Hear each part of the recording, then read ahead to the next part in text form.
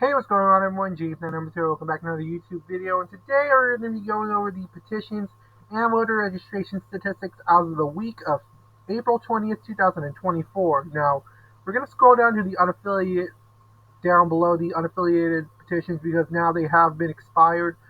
But, yeah, I think we have to talk about the Constitution Party. As you guys can see, look at the numbers. Suddenly, the Constitution Party just got below their validated signatures again. Why? What happened?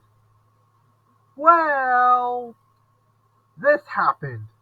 Anti-Constitution Party's effort to get on ballot hits technical snag. Let's read this together, shall we?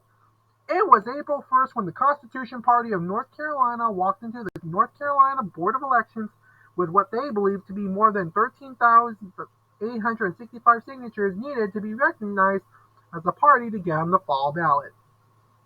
As any third party or individual can, they referred to the petition page on the state board's website for any updates.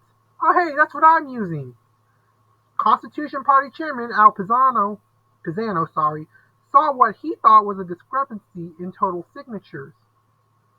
After inquiring about the issue, an attorney for the NC State Board of Elections emailed Pisano stating there was an error in how the petition tracker that's posted online pulled in the number of verified signatures from the County Board of Elections. Yeah, that happened. Yeah, that frickin' happened. Oh, but we're not done here. The email stated in part, as part of that review, the numbers of signatures your organization submitted to and were validated by the county boards of elections is double checked against what is listed on the petition tracker on the state board's website. Wow, the Constitution Party got screwed over something that was basically out of their control.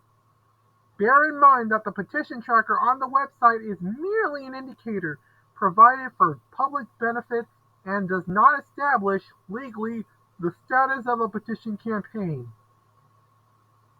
Really, dude? The if then what is the point of the petition search then? Like seriously, what is the point? I'm not sure if the state board of elections just admitted that this thing is useless, but wow. So this really put us in so that's really put us behind it. Really, they really injured us in that way. So we're under the crunch time now, where we should not have been. Said Pisano. That is so true. I feel bad for the Constitution Party. That is so messed up.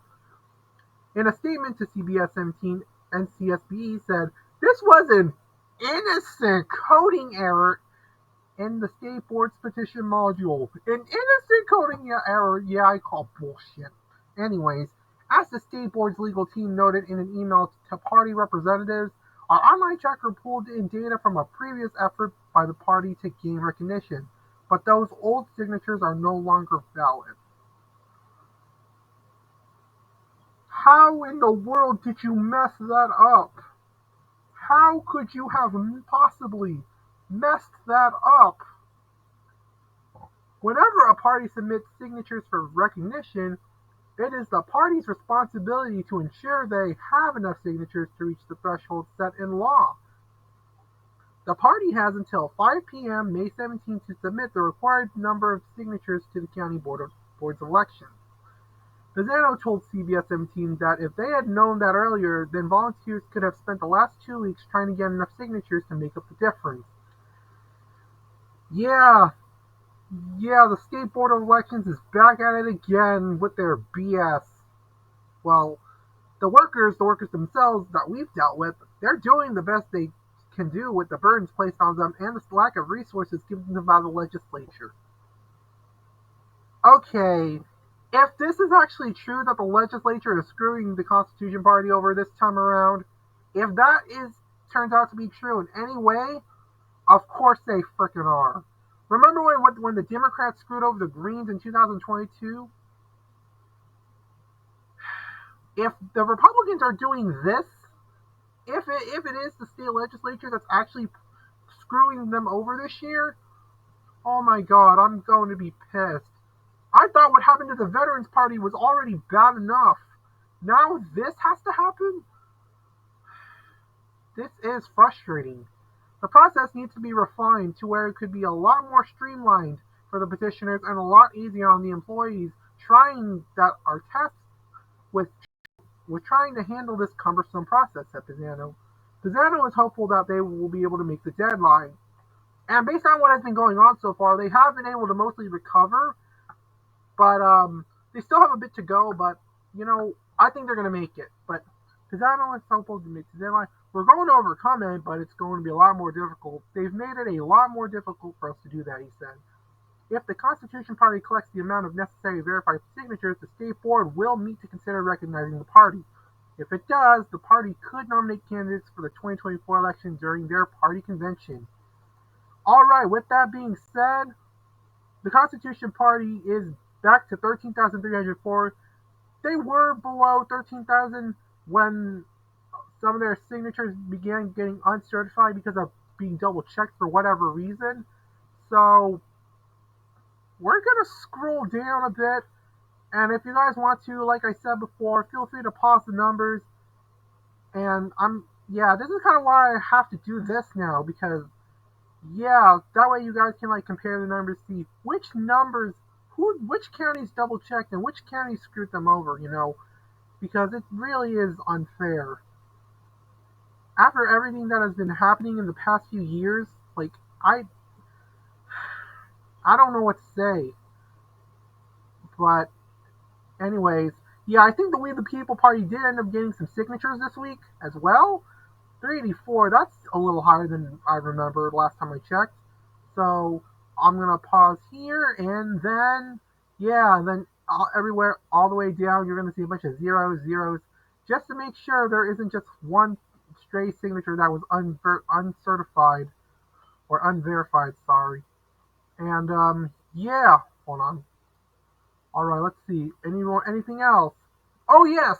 Okay, Nicholas Hammock.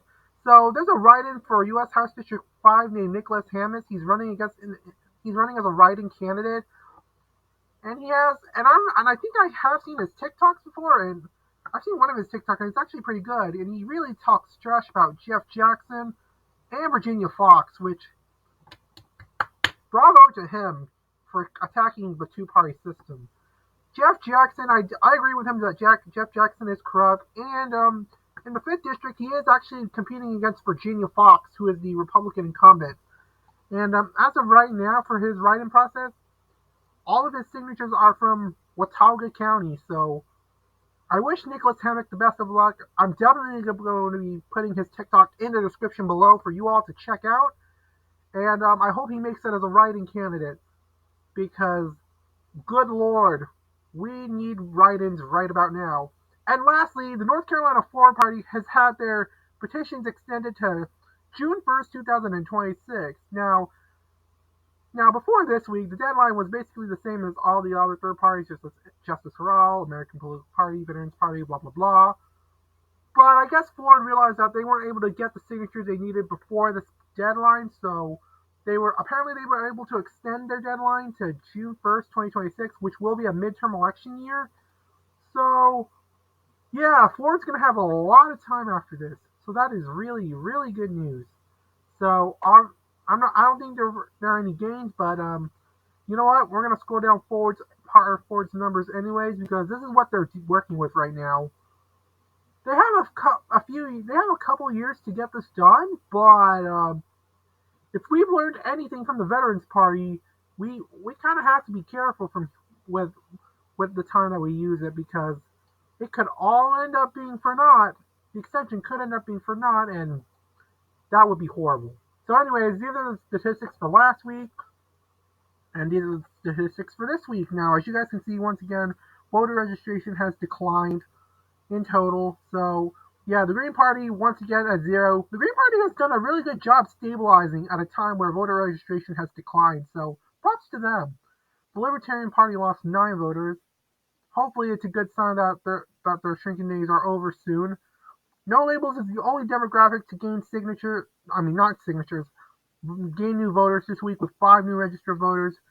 The Democrats lost 891 voters. the Republicans lost 738 voters, and lastly, unaffiliated has lost 663 voters. So anyways, guys, sorry about the long video. Hope you guys have enjoyed. I'll see you guys later. Peace out.